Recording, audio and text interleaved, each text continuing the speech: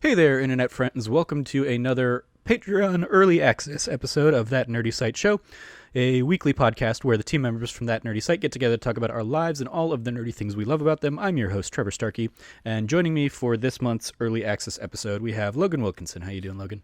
I'm doing great, Trev. It's a double podcast, a double header, back to back for me and you tonight. Double header indeed. Yeah, we're sitting down to record this on Monday, June 29th, because I realized over the weekend, oh shit, June 30th is Tuesday. We had to do this, yeah. We need to get the Patreon early access episode, and even going into until about 10 minutes ago, we didn't really know what we were going to be talking about. But you and I just wrapped up recording this week's That News You Care About, which in the timeline of when things are going to be released, it's a little weird because we're taking kind of one of the topics we talked about from that and spinning it off into the topic for this episode, because you and I ended up talking about J.K. Rowling and Harry Potter and a lot of stuff surrounding kind of some of the Harry Potter game stuff and just J.K. Rowling's wiling out on Twitter in general. And it got me thinking, for the sake of this episode, you and I could sit down and talk about kind of our experiences and relationships to Harry Potter. So, can I also just say, yeah, that I appreciate the timeline is even more messy than you just said it was, because we recorded That News You Care About, where we mentioned JK, and now we're about to record this. But this is going to go live tomorrow for people on Patreon. So this is actually going live before That News You Care About will go live. But for most people, That News You Care About will go live, and then this will go live a month later. The timeline's just all jumbled up. It's just time's a flat circle, guys. Get on board with it, all right? Yes. Yeah. The crux of this episode is going to be our experiences with Harry Potter. Shout out to Harry but Potter. it is inspired by the fact that we had a mini 20-minute conversation about Harry Potter on another podcast. Yes. But before we dive into that, a little bit of general housekeeping. If you like what you hear, please remember to like, subscribe, rate, and review the podcast everywhere you can. And if you're hearing this in July, or in I guess in late July, early August or something, when it goes out to the public, you can always support us on Patreon at patreon.com/thatnerdysite. If you are already a supporter of us over there, you will have gotten this starting on June 30th. You would have had access to this episode. So thank you to those that do support us on Patreon. And I want to give a special shout out to our Patreon producers, Dan Lima, Pam and Bev Larson, Sherry Starkey, Teresa Wilkinson, myself, Trevor Starkey, and Jason Bellevue, for all of their continued support. Yeah, a lot of family support there across the site. But yeah, the topic of the show is just kind of like, what is our time and experience with Harry Potter been? This, as I said, kind of spinning off from a That News You Care About conversation, where the impetus for that story was the story that kind of came out today as we're recording this. Jason Schreier wrote for Bloomberg that some of the developers on the heretofore unannounced Harry Potter game that everybody has known about for years, but has still not been formally announced by WB Games, are kind of concerned about the way that J.K. Rowling has been coming out with very kind of transphobic statements and whatnot on Twitter in recent weeks. And I think, speaking on behalf of everybody at That Nerdy Site, we also condemn J.K. Rowling's kind of stance on the matter. Trans women are women. We very much, I think, feel that trans men are men. Trans people are who they say they are. Is kind of the forefront that I want to kind of stress up front. But one of the things we kind of talk about in our That News You Care About episode is, the idea of dissociating the creation from the creator, and how do you kind of, justify that, and especially since, Harry Potter was probably a very kind of integral part of our respective childhoods. It's tough to see J.K. Rowling kind of coming out here and turning into her own Bellatrix Lestrange or Voldemort or something like that.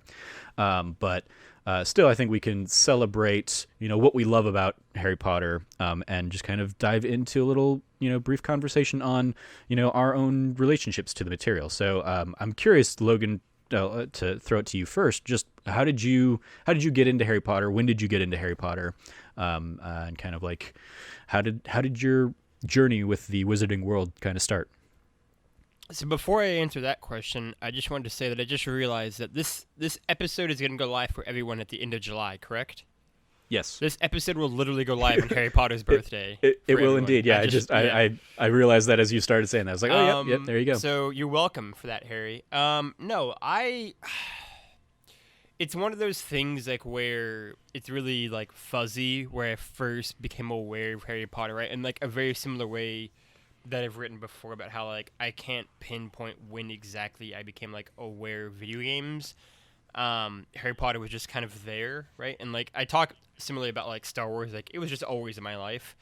Um, It's interesting because I have a specific point, and I imagine it's largely fueled by the 7-year difference yeah. between us in age. But like I can specifically pinpoint. I was working at the Scottsdale Civic Center Library. I was spending my summer volunteering there, and as a volunteer, my task was listening to kids kind of tell me book reports over the summer of books they were reading, and they would kind of tell me excitedly about this book they'd read, and I would give them a little toy from a grab bag chest kind of thing, and I just would spend hours sitting there kind of in the children's section listening to kids tell me, because I was this was, I want to say, I was in between my sophomore and junior year of high school, I think.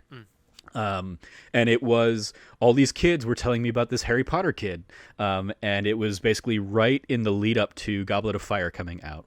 So the first 3 books were already out at this point as I was being introduced to Harry Potter. My sister, unbeknownst to me, had the books and had read the books, and like her and my mom, my sister, who's a couple years younger than me, was already very familiar with the Harry Potter books, but I had probably been much more focused on video games and stuff at that point. So in the lead up to Goblet of Fire, I borrowed her copies and basically just immediately read through the first 3 books that summer, and then every book that came out after that I would get, night of, and basically read it as quickly as possible, all the way up through. I remember sitting in my apartment that I'm still in, to this day, kind of thing.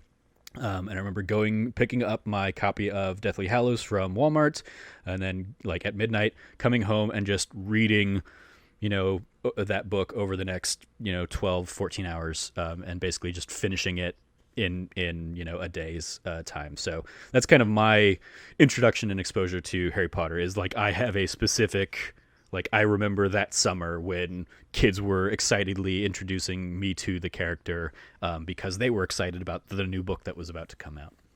See, it's interesting for me. So I just knew that I mean, like, I remember in elementary school people talking about it. Like, and I grew up in Southwest Missouri, so like some of the things that I was unironically hearing were like friends of mine's parents being like, you can't read the book 'cause it's like witchcraft kind of thing, which seems like hilarious to say now, but in the wake of like Harry Potter becoming the biggest thing in the last like 25 years, but at the time it was a thing that was like a story in the Missouri, and me being like, I don't even know what the hell they're talking about, but like I just know that sometime between the first few books coming out in 2003, I had become aware of Harry Potter, fallen in love with Harry Potter, and was like all in on Harry Potter, because for me, perhaps the single most indelible memory I still have to this day of the Harry Potter series as a whole is when Order of the Phoenix came out.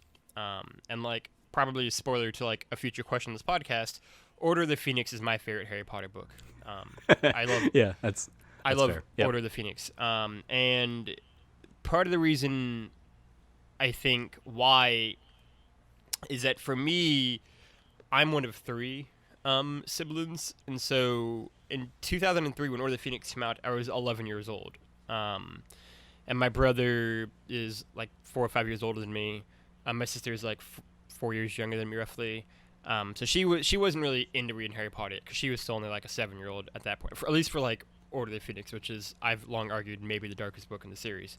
But me and my brother were each like very much into it, and still, I mean, he's a Harry Potter tattoo to this day. And so what I remember is that summer that it came out, my family was taking a like family road trip to Pikes Peak, Colorado.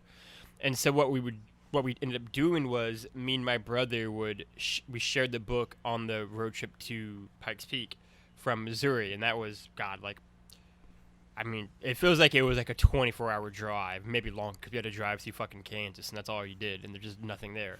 But and so like driving back and forth, and I have these very distinct memories of like basically being in a race with my brother that you could like keep track of via the bookmarks, like who was further or less ahead, kind of thing, as we like pass it forward every like few chapters, every like 30 minutes or an hour on the road trip there, and just reading this book that I just completely fell in love with. Right, like for me, there are instances in any of my favorite series, whether it's Harry Potter or James Bond or Uncharted or, Star Wars, whatever it might be, where I will consume the movies or games or books, whatever it might be, and be like, all right, cool, this is my favorite, and then like over time it might change.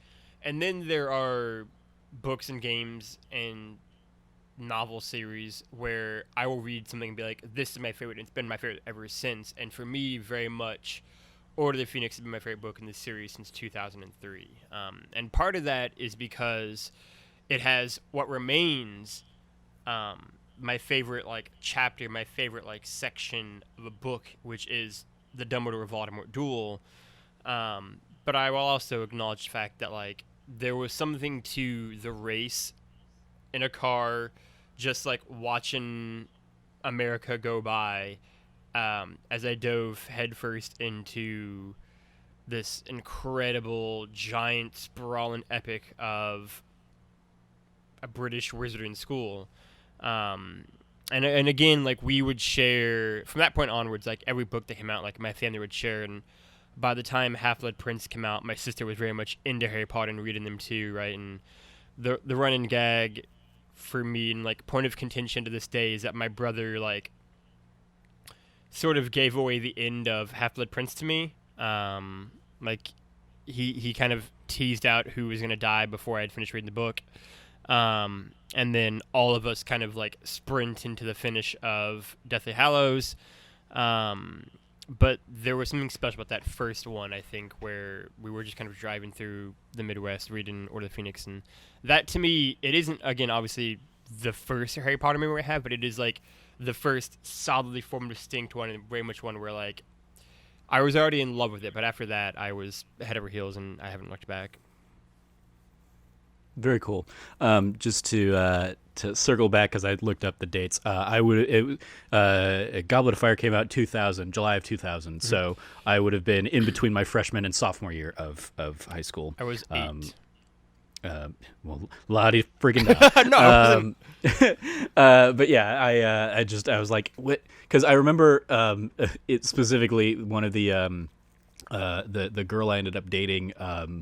Like in my sophomore year, like we volunteered at the library together, and she was like good friends with my sister, and so that was like that was one of the things like we had in common going into our relationship. And I was like, wait, the timeline of things is a little blurry, but starting to kind of clarify. And so yeah, that was just like all of that like tie, and that was like my first like real girlfriend kind of thing. Also, so like even that has like memories and ties to Harry Potter.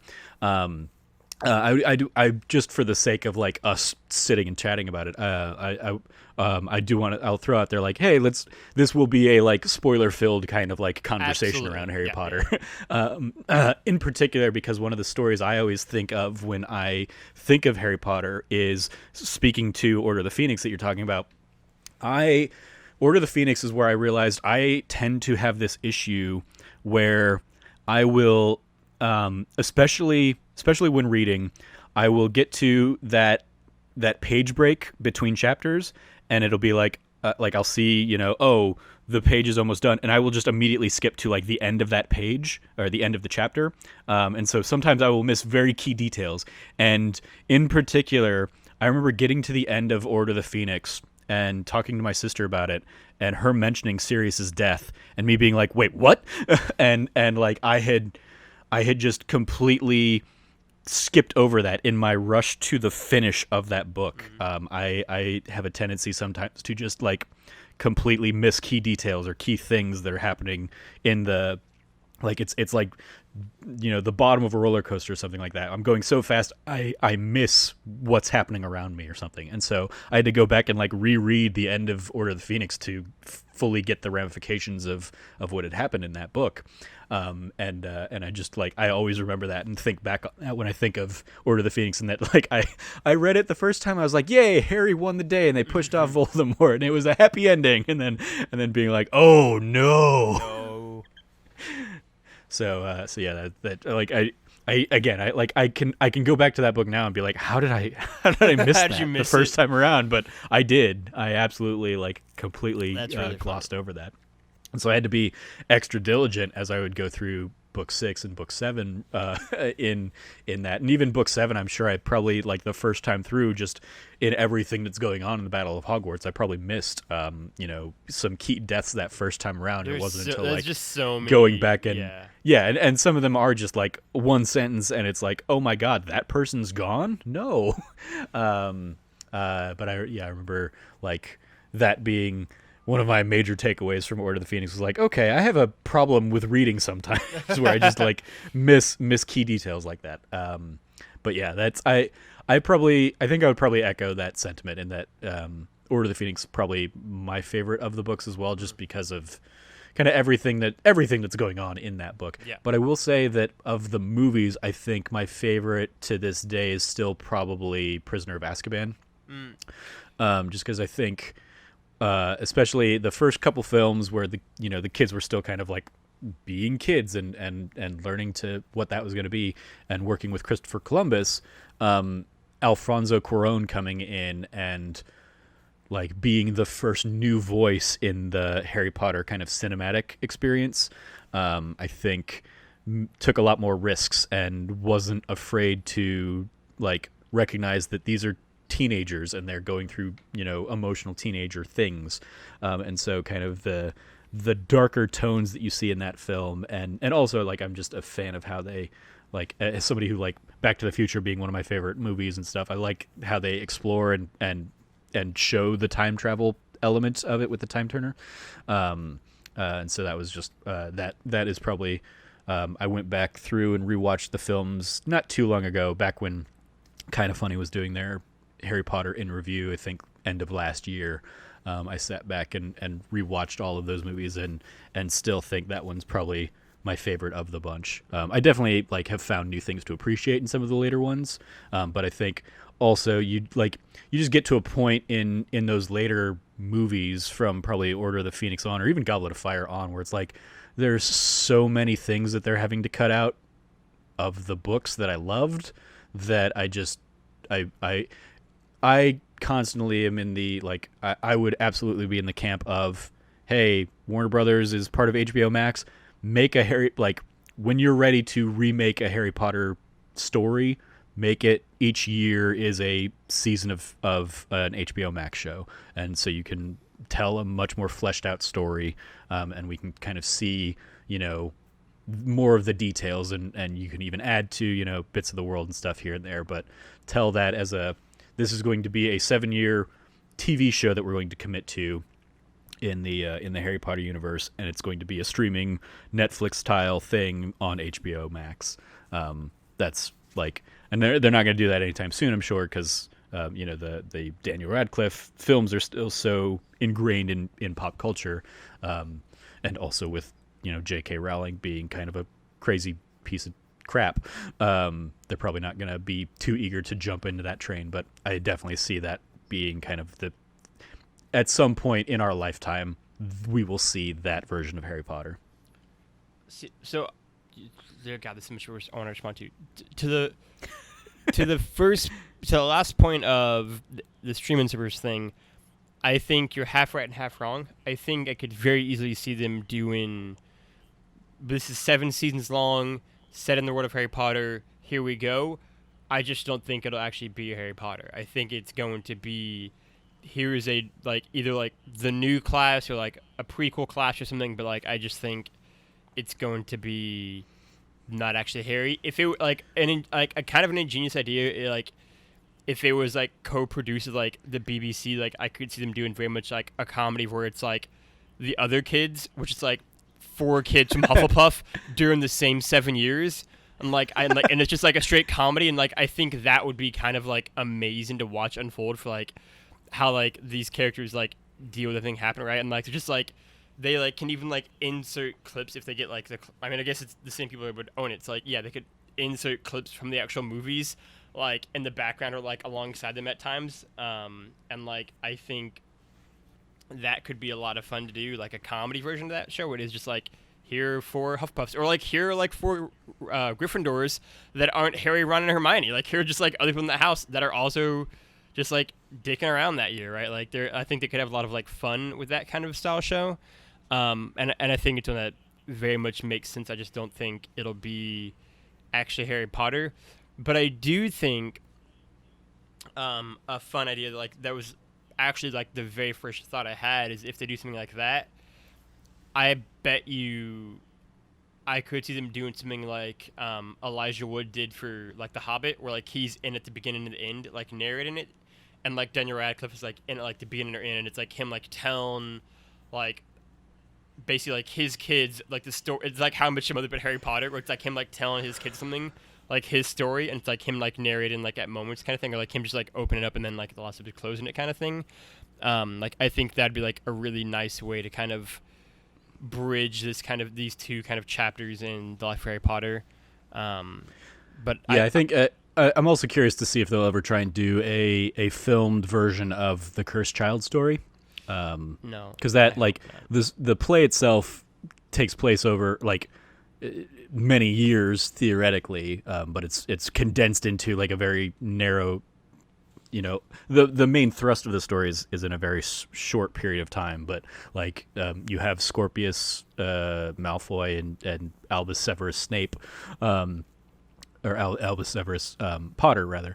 Like you have them meeting their first year, and like I think most of the story happens when they're like third or fourth years at Hogwarts. So, but you see like bits of them over the years, and you see like all sorts of alternate timeline stuff of Harry Potter, and so like that's another thing where it's like it'll be interesting to see if they ultimately try and do something like that when the film stars are age appropriate to be the parents, if they come back and do one more movie of Cursed Child, or if they try and do that as an extended streaming service kind of show or something like that. But that's another like story that is out there that I'm curious to see. But I also like I recognize that like yeah, they could certainly have an easier go of doing it as like, hey, we're gonna do 7 years with a different class of kids. Mm-hmm. And the problem now becomes like, well, you can't really do it in do you try and do it in the the Newt Scamander era of things? Do you do it in the Harry Potter era of things, a la the comedy route you're doing, or do you do it in the post Voldemort side of things, and then you still have to come up with like stories? It's the same kind of thing of like, I don't know what the super prequel Game of Thrones stories are going to look like, but they're going to try and tell something in that world. But I still think that like at some point when Warner Brothers is ready to reboot that series, or that like Harry Potter and the story of Harry Potter, there's just too much name value and too much like cash to that to not do his story again sometime down the line. I've long said for like to go like a book route that my like dream prequel thing and like it's fluctuated somewhat over the years, but like I've most centered down to like I think the dream prequel idea that like seems really obvious to me is not set in like Newt's era and like Fantastic Beasts and Where to Find Them. It's set in the Marauders era. I saw where you're going with that. Yeah, like that to me seems agree. Like the obvious, because like especially because like it's so like fleshed out with characters that we know already, right? Like it's not, I think, so seismic of a leap, and also like technology wise it still makes sense, right? Like I think a one we hear a lot isn't even Newt, but is like, let's do like Dumbledore's 7 years, which I've talked before, like do like a young Dumbledore series, which I think could be kind of neat. The problem is that like young Dumbledore is young Dumbledore in like the 1880s and shit, and it's like it's a very different, like the world is just very different back then, right?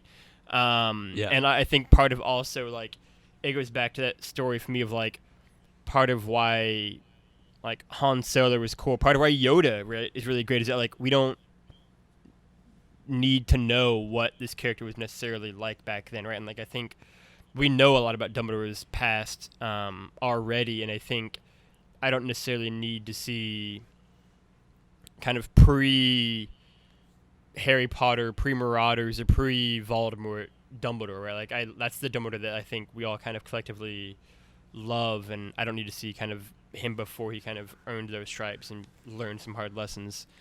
Whereas like it's already, I mean, yeah, it's already interesting because we're effectively getting the Dumbledore Grindelwald story now in the Fantastic Beasts movies, and that's like I have long basically stood by the idea that was not the original intent. The original intent was like, hey, we're going to make a fun, wacky thing with Newt Scamander. Yes. And while J.K. Rowling was writing that movie, it being her first time writing a movie script, because she had not been involved in doing the screenwriting portion of the Harry Potter stuff, she was like, I don't really like. She got bored with that cast of characters and stumbled on the idea that she would be much more interested in telling like the Wizarding War of Dumbledore versus Grindelwald and exploring that. And so Newt Scamander and the Fantastic Beasts characters end up becoming like side characters in their own story because the first movie ends with the completely shoehorned in Grindelwald being Graves or whatever kind of subplot. And okay, now we're off to the races, and Crimes of Grindelwald becomes the second movie, and they're just going full in on this storyline, and Newt Scamander is just kind of like a bystander to history, and that's how we're going to see that ultimate, I guess, 5 film sagas, I think, where they'd spun that off into. We'll see. We'll see how that ends up going, because obviously, that hasn't performed the best, but yeah, that's certainly like part of me is interested in it. I would have been more interested in it if it hadn't been Johnny Depp being Grindelwald. Yep. Colin Firth is Colin Farrell is so good. He's so good. Yeah. Like, why would you get rid of that character? Yep. That was unfortunate. I mean, like, I get it because Johnny Depp probably has a bigger name value to it, but also he has a lot of problems associated with his name. And that's another, area where J.K. Rowling's like refusal to denounce some of his, activities and stuff are problematic to J.K. Rowling and stuff. So, but yeah, that's something that I've just always thought about is like, there's so many things in Crimes of Grindelwald, like where fucking a new Dumbledore gets introduced, and it's like, why are you feeling the need to do that? like she's prequeling her own stories. She's making some of the same mistakes that George Lucas had made, retconning things that didn't need to be retconned and exploring things that nobody cared about, nobody needed to care about, and it's just like, what? Why don't do that to your story? See, it's interesting you bring that up, and we mentioned this on That Needs to Care About as well. I think I'm increasingly fascinated by the George Lucas and J.K. Rowling's comparisons, right? Because like, I think again, like I said the date back on That Needs to Care About, where it's like in 2005 versus now, but like I think there's been like a wave of like George Lucas appreciation in the wake of the sequel trilogy of Star Wars, and just like in like the prequels have gotten like, I think, more fondly remembered and everything. And there was like a Twitter thread going around yesterday, I think, of like, name one thing that like the prequels did that you like think is a positive, whatever. Yeah. And it's that thing for me of like, look, you can say whatever you want about George Lucas, that's fine. I've been a lifelong George Lucas stan. I've defended George Lucas forever. I love George Lucas. But it's that thing for me of, he did dumb things with the prequels for sure, but it is that thing of like, they were an idea that made sense, right? Where it's like, these are 4, 5, and 6, and we're going to do 1, 2, and 3 now. There's an idea that makes sense. I understand that. I can rationalize this. If I don't like the decisions he makes, that's okay, but like, what he's doing at least is an idea that makes sense. Whereas this is one where it's like, no, like, and he never was like, and here is Luke's brother. And it's like, no, like, he didn't like, he retconned stuff, but it was always like really small things. Like he didn't ever really retcon giant things. Whereas JK's out here just being like wilding on the story, and also like making a prequel for something we didn't need, and then not even midway, like a third or like a fifth of the way potentially through the prequel, being like, you know what, it's gonna be an entirely different prequel thing, right? And like it is interesting. Like I think both George Lucas and J.K. would be people who could be called out maybe a little bit for kind of fiddling at the edges of kind of their creative legacies, like the kind of works of art they've made, and kind of doing things with them. But I've always kind of viewed it in a way, and I think increasingly it's been viewed by like fans of Star Wars as George Lucas kind of did it in a more endearing way, where he kept kind of being like, what if we add this fun character named like Max Zebo, and he's a blue elephant giraffe thing, and like, he's just playing, he's like the like bongos, and it's like, okay, yeah, that's weird and kooky, and like, sure, great. And then JK's over here like, people don't actually have any bathrooms in Hogwarts, they're all broken, they just like piss in their pants, and then like magically open away, and it's like, why would you make that a thing? Like, this doesn't need to be, like, what are you talking about? And then George Lucas over here in the back being like, and what if we have like a green zebra people? And it's like, okay, that's kind of fun. And like JK's like, Dumbledore's gay, and also Cho Chang's like, and it's like all this weird shit. And it's like, just stop, just don't do this stuff, JK. And like they each fiddle with things, but George fiddles with things in the way of like an adorable uncle, I feel like, who just like kind of keeps like tidying things up. Like George Lucas to me, at a certain point, has just like, it's almost like Bilbo Baggins. He just seems like an adorable old man, just kind of like doing like weird like knick-knack shit with like Star Wars. Whereas like JK's out here just like, she's having like some sort of weird midlife crisis, right? Like, again, like, I think 2007 happened, and JK, I think part of me thinks she was like, cool, I'm done with this thing. It's been like a very important part of my life. I love it. I'm ready to do different things now. And then she realized that it's actually impossible to ever follow up Harry Potter. It's just, you just can't do it. And then she's like, all right, cool, I guess I'll just stick with Harry Potter and write more books about that. And then she goes, better idea, what if I just fuck with the books I already got? And she did that. When George Lucas made it, I was like, all right, cool, I did Star Wars, that was nice, now I'm going to do something else completely different. And he just did. He was like, I'm just going to be a nerd and make Lucasfilm, which makes Pixar, and just basically create all the CGI everybody uses 4 decades later. Also, Indiana Jones. And he like lived a happy life and did other things, and then was like, now I'll go back and do Star Wars things, and they'll be different, and people might hate them, but also I don't care, because like I like blue people who have like bongos attached to them, and he's just doing weird shit, right? Like, it's that thing with like, George Lucas to me has always been this weird person who's like a combination of like a hyperactive 5-year-old kid who's just like a crayon set and like toys all around him, and also like this hyper political person. And he's like, to varying degrees of success, combined these into like an art, whereas J.K. Rowling was like pretty just cool and like a regular person, and then she was like, and now I'm gonna be a bad guy. And it's like and again, like we talked about, like, that needs to care about, it's a weird second act. And like George Lucas's second act is just him being like, I'm gonna make the prequels, and then again, I'm just gonna fucking vanish because I'm George Lucas and I got $3 billion and I don't need to do anything, and like I'm okay with that. I'm just gonna have like a life, and I'm just gonna like do weird things. And like it's like this weird thing of, I'm like, part of me is like always kind of fascinated by like creators and the art they create, and that might be because the fact that like I'm a lifelong Star Wars fan and have always been really fascinated by George Lucas.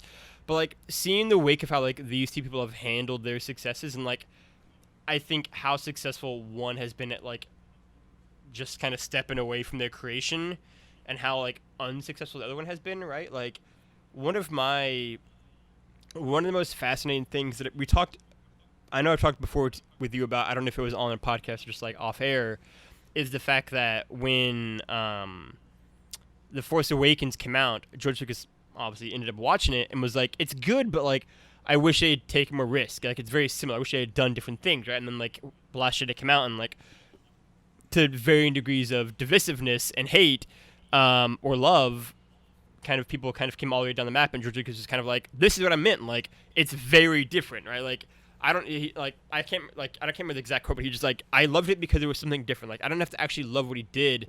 It's just he made his own Star Wars thing, right? Like George Lucas genuinely seems excited by the idea of like other people kind of playing with his toys, and like I just never see that really being the case with J.K. Like I feel like I will never see a story with J.K.'s like, and they did something completely different and wild with Harry Potter, and I loved it. It's like, no, I don't think that is going to be a story that comes out. I think she's going to be somebody who's like an 80-year-old weird like Harper Lee like recluse, like bitterly complaining about how the new Harry Potter movie has like working restrooms in it, and it's like, we're just like we're doing different things, all right? Like it's okay, and like I like I don't know, like it's just interesting the two arcs of people and like how they've been able to work with their art and also like kind of do other things outside of it, and I don't know, like it's very interesting to me. Yeah, I want to circle back real quick to one of the things you said in there early on in the rant, which I loved in the spirited nature of it. But you, because I don't think this was your intent, but you were like, and she's made Dumbledore gay, and that's like crazy. It's like, we're okay that Dumbledore is gay. Like that is not at all a problem. Yeah. The problem that I think that comment kind of stemmed from is our conversation on That News You Care About, which people might not have listened to these two as companion pieces. The issue we talked about on that episode was very much that she made Dumbledore gay, but not within the confines of the books, and not. Like, there you go. Yeah, she said it in an interview, kind of in response to fan questions after the fact or something like that. So it's like that weird, like murky area of like, yes, she would consider it canon because she's the creator and has said it, but somebody who's coming to that, book series 100 years from now that isn't reading every in-depth, article or whatever on Harry Potter, are they going to know that Dumbledore is gay and that kind of stuff? So the idea that like that's where the rage is coming, is that like it's happening outside of like the formal confines of the mass consumption version of these products. She's saying, oh yeah, he's gay. He's always been gay. Like I just never felt compelled to put that in or include that in the story, or to overtly say that and address that in the story. It's like, well, but if you had, that would have been a really big thing for a ton of people, and you could have very easily done that. And it's not cool that you kind of like shied away from that for for the sake of mass appeal. Because you absolutely, if you had made Dumbledore gay in the books, and there was backlash when she said it in the interviews and stuff, that like there are a ton of people that would be like, oh well, then I'm just not reading this to my kids anymore, and this is this is no longer a children's series. Like fuck you people. But like and maybe there was publisher pressure to shy away from that, who knows, but the fact that like she wants the credit for defending that he's gay without actually like reinforcing it in the work itself is kind of a shit move. I think that was kind of what we were reacting to in that kind of notion. It's one for me too. Like, I mean, you hit the head on the nail perfectly there, where it's like, if not even 100 years, if somebody were to literally read every single Harry Potter book and watch every single movie 10 years from now, right, and like be removed from all the stories around J.K. and just read and watch all of it, they would have no idea Dumbledore was gay. There's never, like, they just don't, like, I mean, I haven't seen the second Fantastic Beasts and Where to Find Them movie, but like, so it might be alluded to there, but like, certainly. Yeah, they're certainly, they seem to be with those movies addressing it more. They still don't like come out and say it, but the subtext is a lot more present on screen in with Jude Law's portrayal of the character, and why he can't directly, like the second movie is largely about like Dumbledore can't go directly after Grindelwald, and the implied subtext is because of their romantic relationship and their past together, and so that's why Dumbledore like calls upon Newt to go and try and engage in some of that stuff. And so like they're trying to address it, but it still so far has not been like officially kind of like introduced. And it's just this weird thing, right? And like the Dumbledore one to me is like the most high profile, but like arguably more like egregious are JK, like JK being like, yeah, like there are lesbians in the Harry Potter universe, and it's like, cool, who? And she's like, they're there, they're just like there, and like it's like JK, they're like there aren't a lot of like non-white people there. She's like, what are you talking about? Like they're there. Oh, and it's like, oh, you mean Cho Chang? That's a little on the nose there. That's a little heavy fisted there. And like, what is it, Dean Thomas? Who's like the only like black kid in the entire school apparently, and it's like, this seems like, what I mean, like we have like these people, we have like we have like the token character for like each like individual race here, but like, this seems like not actually representative of like England as a whole. Maybe, I don't know. And she's like, oh no, like there are other ones in the school. And like she's got like all these articles like, no, there are more there. And it's like, yeah, but then why didn't you include them? And if the reason is because you just didn't think about it, you can just say, like I just, they didn't fit in my story. But when you try to be like half-ass, like take a step out and be like, make an excuse of like, oh no, they're in the school, and it's like, no, they're not. You're just saying that 10 years later to make yourself look better. You could just say like, yeah. I didn't put, and she's like, and like the one for me like on the past is like when she was just asked like, oh, like there are lesbians there, and it's like, yeah, but who is like, what are you talking about? Like there are no lesbian characters, there are no gay characters in this book.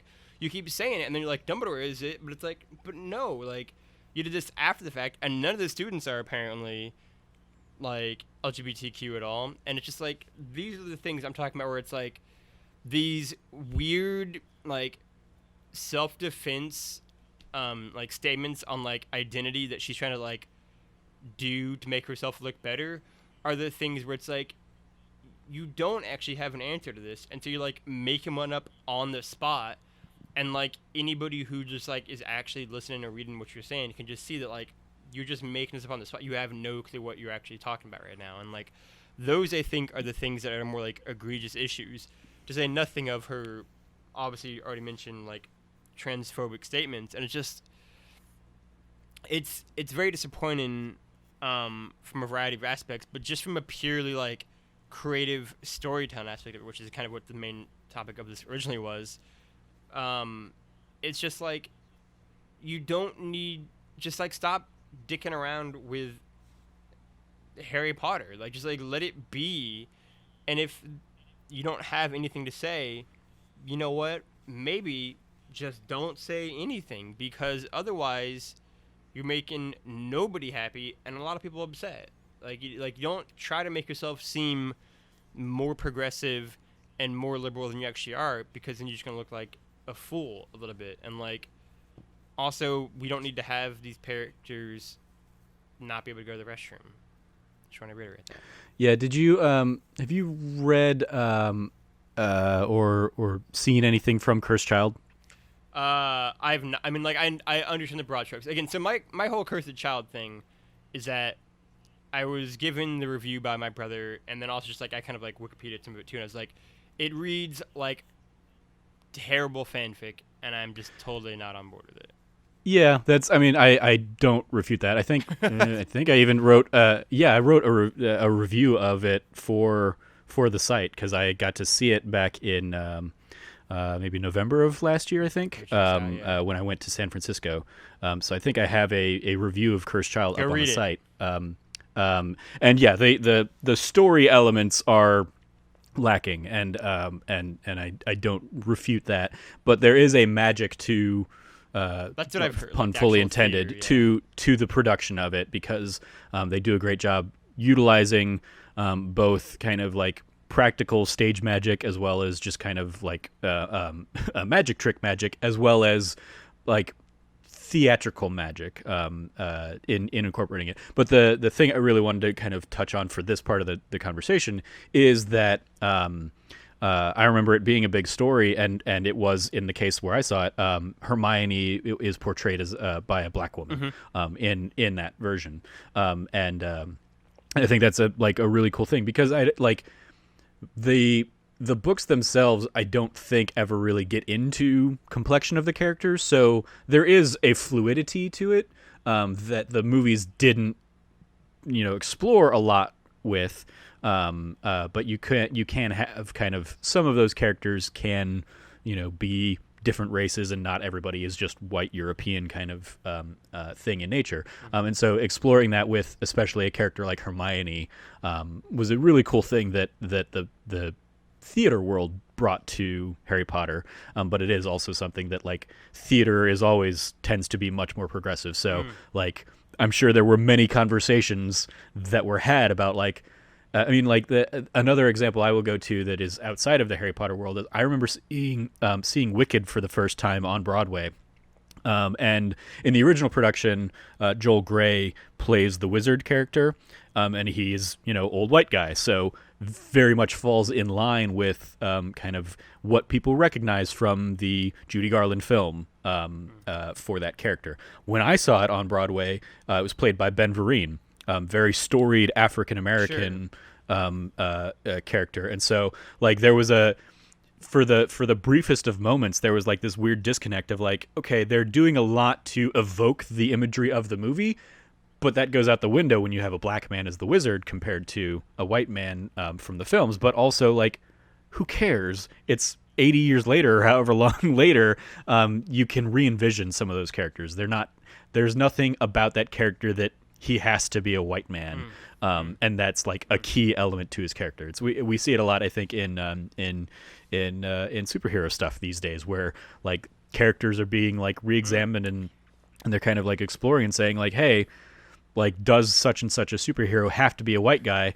No, there's nothing inherently white about his journey, his character, so we can do an Elseworld story or something where it is an Asian being this character or something like that. And I appreciate that they're recognizing that, hey, like, the world is more diverse than a whole bunch of white superheroes. I mean, so we can have characters pick up the mantle and stuff like that. Yeah, you missed one that I think me and you each love that is even more, I think, conspicuous and like deliberate about it, which is Hamilton, right? Where that like completely changed the ethnic makeup of the all white men founding fathers of America, and I think has shown that like even in works that are kind of based on true stories, this kind of strict adherence to the kind of same racial identities of characters is not necessary, right? Like, we don't going forward, like, we don't need all stories involving these characters to look and be the same, right? Like, I think, especially in a story, I think, like, the founding and creation of America, one that is more reflective of America in 2016 when Hamilton first kind of debuted versus 1776, right? And I think not just change that, but also doing it so deliberately and doing it in a manner that kind of also deals with the fact that the vast majority of the founding fathers were men who were not just white, but were obviously slaveholders as well, right? And directly reconciling with that fact and directly dealing with that fact and like confronting it head on, I think allows for an even better artistic expression, even better piece of art, and one that I think has kind of proven to be the case in Hamilton, which is a landmark, but even in terms of superhero stories, right? Like, think of a superhero like Spider-Man, right? Like, I would argue probably in like the top 3 most popular superheroes of all time, right alongside Batman and Superman.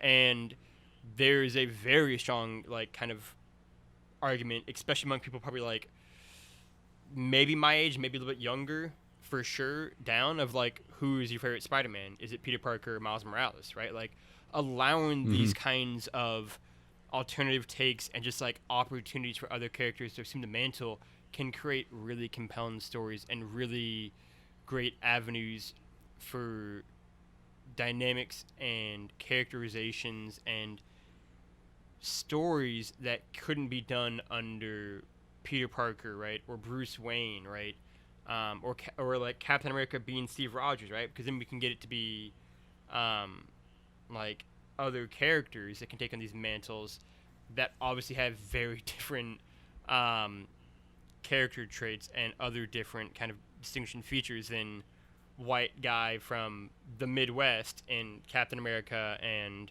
Batman and Superman's case, or whatever, New York from Spider-Man's case, and like it allows for, I think, way more richly curated stories. And also, I think it can allow for really interesting perspectives when these two characters, if they get the chance to meet, right? Like, think of how great the mentorship of Peter to Miles is, and something like Into the Spider-Verse, let alone the actual comic itself, right? Like, it's one of like the defining features of that story. Like, I would love, or like the Captain America and like Falcon dynamic in the MCU, right? Like, I would love a like version of that featuring Superman, who is a character that literally is an alien, an immigrant, somebody who doesn't fit in with the rest of the world, right? And like his story is a universal, like it was literally built from the ground up to be that kind of story. And so for him mentoring a Superman that takes the mantle who is black or like Asian American or anything, whatever it might be, like I think has such obvious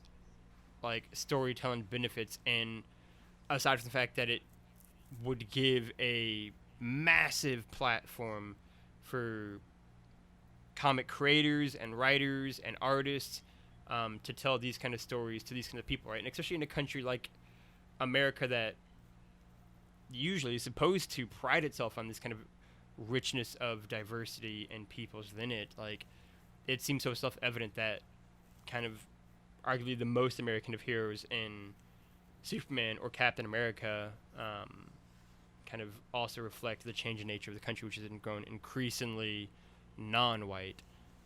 And I think just the opportunities be opened up for that. That's also why, like, I think that is, I will say, one of the biggest ironic enough triumphs and also failures of like the new Star Wars sequel is like bringing these non-white male characters to the forefront, possibly letting them down as the series went on, but bringing them to the forefront at the beginning. And like I think Harry Potter doing that, a new Harry Potter story doing that, would be one that is super exciting to watch and super exciting to read. Yeah, it's interesting because I as you're talking about that, I think for whatever reason, like the president in Fantastic Beasts, the American like wizarding president, is portrayed as an African American woman and stuff. So it's like they definitely like are trying to seemingly be more aware and sensitive to like that dynamic, and especially like if you think about it in the time frame of the early 1900s or whatever, like what those dynamics are. Like I do think to kind of your point earlier, like we talked about a few weeks back when you and I sat down and watched Much Ado. I told a story about how I was in a production of Julius Caesar that was set in the Civil War, and our Mark Antony was black, and the show didn't address that dynamic and that is a failing in my opinion in theater versus something like I remember seeing one of the first professional productions I saw of Romeo and Juliet, I think, was happening at Arizona Theater Company here in town, and I remember Juliet was a black woman, and her parents, like the Capulets in the play, were played by white people. And I remember thinking I remember thinking about that and being like, okay, like I'm all for colorblind casting, but like doing that puts in a subtext that like she's not their real daughter or something like that. If both of the Capulets are white and Juliet is black, that says something, and I feel like it's not saying what you want it to say. But at the same time, it's like, or I can just kind of like put that aside and be like, who cares? They like her, like whether she's black or whether her parents are black or whatever does not have anything to do with the story of Romeo and Juliet. But it like there is, and there's an element of that is just kind of like, it's racism. It's not necessarily bad or good racism. It's just like there is, if you see a family dynamic like that, just on appearances, there are innate assumptions that get made because of the world around us and stuff, that I was making in that moment. And it does, if it's not addressed or handled appropriately, you're creating an extra hurdle that you need to get past, versus something like Hamilton, where from the jump, they're very much kind of like addressing the show and saying, we're telling, the America of then through the lens of America now. And that's very much kind of Lin-Manuel Miranda's kind of like reason for pushing for such a diverse cast of characters playing a whole bunch of old white guys, or young or old white guys from the 18th century. And even that, there are, tons of articles out there and think pieces out there about the idea of like, it's great that they did that for the sake of casting, but even that, until now with Hamilton, coming to Disney Plus, like that was still a show that was very much consumed by probably like 90% white people, and because it was the hottest ticket in town, and African American families can't afford $1,000 for a single ticket to go see that show in on Broadway and stuff. And they, to their credit, they did a great thing with Ham for Ham kind of tickets and stuff like that, and a lot of school shows. And they've kind of gone out there and said, like, when that show is made available to high schools, they're going to continue to encourage, colorblind casting in high school productions and stuff, and that's when you'll see, so many more people be able to experience that show in person. But because the arts in general and theater in general is largely like consumed by, upper class white people, the audience that may have benefited most from seeing those kinds of people on stage weren't seeing them on stage. And so it is a case where now that it's, going to be out there for potentially everybody for $7 a month or whatever on Disney Plus, hopefully that opens, the floodgates on what can be out there. I have a tweet in my drafts that I'm trying to like word the best way, and also I'm trying to like avoid, and it's not spoilery for Last of Us Part 2, but for anybody who's seen like marketing material for Last of Us Part 2, Last of Us Part 2 has a very diverse cast of characters and in its main and supporting cast, and I have basically a tweet thread that I may put out here in the next couple days talking about how there are a lot of people criticizing Last of Us for its diversity and how it handles that diversity and stuff. And I can't weigh in on a lot of the diversity conversations firsthand about that game.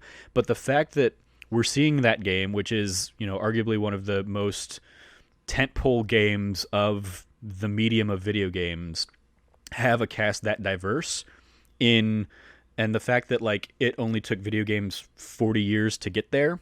If you go back to like Pong, basically as the start of the video game industry, and compare that to the millennia that it took theater to get to something like Hamilton, I'm at least personally proud of the pace at which video games is reaching into and trying to tell these more diverse stories. And we're far off track from Harry Potter and stuff, but even there, like the sentiment is video games are in part largely because in general conversations and stories are heading in this direction now in the 21st century. But the fact that theater, TV, film, most artistic endeavors have been controlled by like white male narrative stories for millennia, as the dominant, form, at least especially of Western media. Like it is very telling, I think, that like video games are getting to tell these stories quicker, and are telling these stories quicker.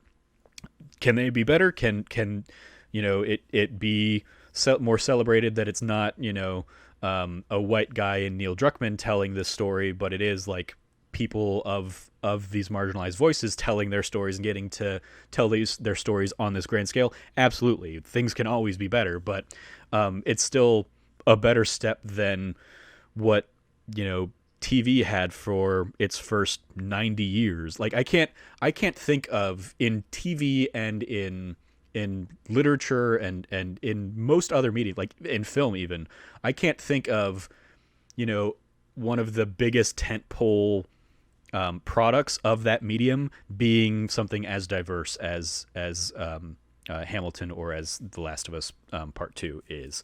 And that's, I'm very hard pressed in finding those examples in those other mediums that have had so much longer to get there to where we are today. And maybe I'm just ignorant in some stories that I'm missing, but I feel like these are two cases that have broken out into the mainstream, and anybody can point to and say, yeah, that is like, even the people who hate Last of Us for, their own racist, reasons or whatever, can look at that and recognize that, yeah, that's a big budget AAA game that had the whole resources of one of the big platform holders behind it, and that we just don't see, that kind of support and backup in diverse storytelling across a lot of other art forms, and hopefully that helps, drive those other art forms to do better and be better, and hopefully it makes the audience more positioned to accept those stories and be willing to hear those stories that aren't just, white male narrative kind of thing. I will echo everything you said, 100%. It was very well said, and simply end with diversity matters, and diversity in stories matters, and if you think it doesn't, perhaps it's because all of the stories and characters that you've seen look and sound a lot like you. Yeah, everything you said, Yeah. I could not So possibly agree with any back over to more. Harry Any Potter final land. thoughts in Harry Potter? Like circling back over to there. We were talking a little bit beforehand. You haven't been to any of the Harry Potter parks, right? No, desperately want to go though. Yeah, I had not been, but a few years back, the Costco was doing like a, 1 or 2 days or something, or buy like 1 day, get 2 free or something, whatever it was like super cheap, and it was like, hey, I reached out to Ben Bellevue, as well as Lauren Wilson and Joey Noel, in the Kind of Funny community, and basically like went out to LA for a weekend, and we basically went and spent a day at Universal Studios in Hollywood, specifically to go to Harry Potter Land, and it was really cool and it was a lot of fun. It wasn't as big as I would have liked. Like there was really only like 2 rides and then a whole bunch of shops. And it was cool and the atmosphere was great and everything, but it did leave me a little wanting. The 2 rides were like really cool, but it was like one of them, it was like we waited in line for 2 hours to get on. It's like, okay, 2 hours for the 10-minute experience we ended up getting. Not the greatest trade-off there, but still a cool experience. And certainly if you have the opportunity to check it out, I recommend it. I got a wand at some point that I have somewhere lying around my house. I don't even remember what. I think it's an olive wand with like a, I don't know, phoenix core or something. They don't really have like the innards or whatever. It's basically like you're buying the wood type of wand. But I definitely picked one up just as like I'm like at heart, I'm still a kid when I think of Harry Potter stuff. Even though I was, well into college when the final book came out. But it still like takes me back to, I mean, even when I got into it, I was, in high school and stuff, but like I will always be taken back a little bit to those joyous like moments of kids excitedly telling me about Harry Potter and his friends in their journeys of the first few years of Hogwarts. I think so. Like I love anything that allows me to like revisit that, even like on the game side of things. Like I remember I went through a couple years ago and replayed or played for the first time, but like they were remasters of the Lego Harry Potter games. I just remember like playing through those and just enjoying the hell out of those for a good like week or two. Because Harry Potter is such a fun world, and I very much look forward to, whenever we get a proper Harry Potter RPG game. Because I like, as video games are my like chosen medium of preference, the fact that we haven't gotten a lot of great games in the way of Harry Potter, with various movie tie-ins and stuff like that, I look forward to when we do get good Harry Potter, good Wizarding World kinds of games that aren't having to be as slavish to the Harry Potter narrative and can go out and tell their own stories. I think in the same way that like Shadow of War did or something like that. Yeah, I think for me the final thing that I want to touch on there is just the fact that, yeah, I mean Harry Potter, I think, just taps into the magic of being a child so well, right? Like, just the magic of the whole world of it all, right? Like, there are 7 books spanning a decade plus in terms of when they come out, and all these movies and all these games and all the tie-ins and whatnot, but I mean, for me, Order of the Phoenix is my favorite book in the series. And again, you could very much argue even there is a moment of just pure childlike glee of just Dumbledore and Voldemort for the only time in the entire series meet, and it's just like this like cartoonishly epic moment. But it's part of why I always love Sorcerer's Stone so much to this day. Like it just makes me feel like being a kid again reading that for the first time because that Sorcerer's Stone is such a weird story. Like it doesn't really have one for like halfway to 2/3 into that book. There's not really any narrative driving force. It's just the world it's just is magic. exposition. It's Yeah, world building. yeah, Yeah, and it's amazing. Like, and it works so well. Like, it is just the entire world is just magical, and we get to kind of experience that. And I don't know, like, they're better written Harry Potter books, and they're better told Harry Potter stories than Sorcerer's Stone.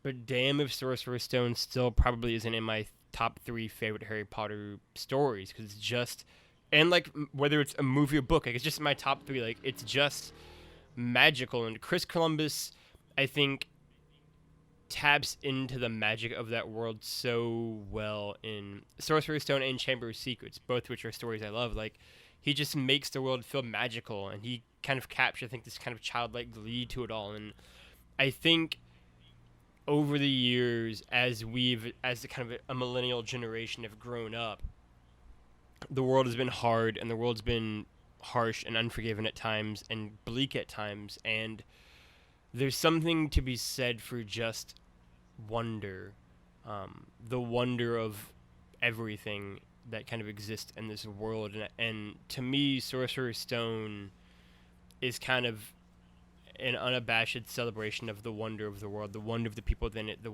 kind of absurdity of life, from like a child's perspective. And it's really beautiful. It's like kind of amazing to watch. It's all just magical and wonder filled. And I don't know, I think through the very end of Harry Potter's journey there's just this sense of magic and wonder, and obviously loss and sorrow and tragedy and heartbreak. Um, but there's just at the core of this series a hope, I think, in others, a hope in people, a hope in the world. Um, and that's something that I think every single child has. They just kind of believe, they innately understand that people are good, and they just kind of believe in the world. And I think that's part of why, whether we all realize it or not, that we fell in love with Harry Potter, is for that kind of core message at its heart. Um, and yeah, I think that's part of why I've always loved this series. Right? That's part of why I've always loved these characters and that world. Is that it gets very dark, and bleak and brutal at times, but Harry just kind of believes, right? Like even when he doesn't really believe, he still kind of does, right? And these characters who are way smarter and way wiser than him, and Hermione or McGonagall or obviously Dumbledore at the top, do, right? And like the only reason he's alive, right, is because of like the very silly and cliched thing, but like his mother's love, right? And his father's love for obviously sacrificing himself too, right? And I think Harry Potter is a very romantic series at its heart, or it is it at least for me in like key moments, and that's kind of why I've always loved it, right? Like there's a lot of Harry in me, and for good and for bad, but I think the good is just this indescribable, hard to explain, just kind of like idea that like people are kind of good, right? Like Harry had no reason to think that the Dursleys are terrible, but like he just kind of did think that. And despite what J.K. might have become, or maybe has been for a long time, like that doesn't, I think, take away for 1 second the world she still created and the story she still created. And that is one, I think, for the ages, and these characters are ones for the ages, and their message still resonates all these years later and will resonate going forward, because it's just one, I think, of hope and love and belief and kind of the magic of the world and kind of the wonder of it all. And I think those are super beautiful messages. Those super Logan messages, I'll acknowledge. But they're ones that I think resonated with generations of children reading them who then turned into adults and tried to keep a hold of those same ideals that Harry, Ron, Hermione, and Dumbledore all had.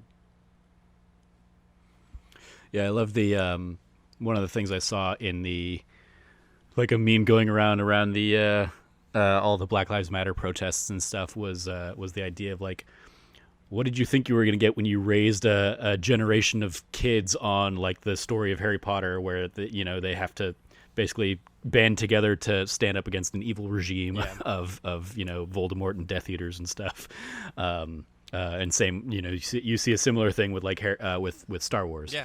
I mean, Star Wars is innately a band political, that yeah. Exactly, yeah. But dumbasses will come out there and be like, keep your politics out of my Star Wars, when it's like, you clearly missed the point of Star Wars.